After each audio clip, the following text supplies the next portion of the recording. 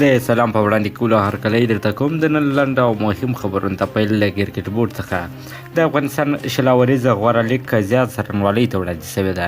د افغانستان کرکټ بورډ ادارې لخوا د کرکټ بورډ شلاوریزه غوره لیګ د فساد تورونه قضیه د څېړنې په مخه څرنګوالۍ ته وړاندې شوې او دغه راز یې له هندي شرکت سره قرارداد فسخ کړی دی. ولسمشر غني اوس هم په افغانستان کې د ترهګرۍ ګډ ګواښ شته. ولسمشر غني پر امریکا د ډسمبر د 11مې د بریدونو د کلیزې په مناسبت وایي چې افغانستان د امریکا په مشرۍ د نړیوالې ټولنې په ملاتړ له ترهګرۍ سره د مبارزې په لومړۍ کرښه کې قرار لري، خو اوس هم دا ګډ ګواښ موجود دی.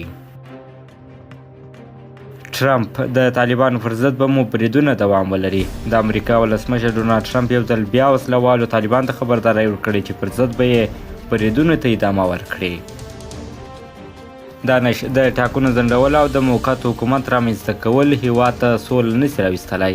د ولسمشر دویم مرستیال پر خپل وخت د ټاکنو په ترسره کېدو ټینګار کوي او وایي چې حکومت د جمهوریت په چوکاټ کې سوله غواړي. بلوچستان کې شپږ افغان عالمان چې طالبان سره اړیکې لرلې وژل شوي دي. راپورونه وایي چې په تیرو شاوخوا 3 میاشتو کې شپږ افغان دیني عالمان چې طالبان سره نږدې اړیکې لرلې په بلوچستان کې وژل شوي دي.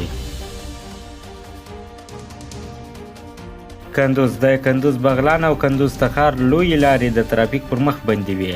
د امنیتي ځواکونو او وسلوال طالبان ترمنځ د پرلهپسې جګړو له امله د کندوز بغلان او د کندوز تخار لوی لارې د ترافیک پر مخ تړل شوي وې. د نن لپاره ملانو مهم خبرونه همدومره ولایک کړئ، شیر کړئ او د دغسې تازه خبرونو لپاره زموږ چینل هم سبسکرایب کړئ. تر بل خبرې سرویس ته تاسې ټولو ته ښه وخت. خدای په امان.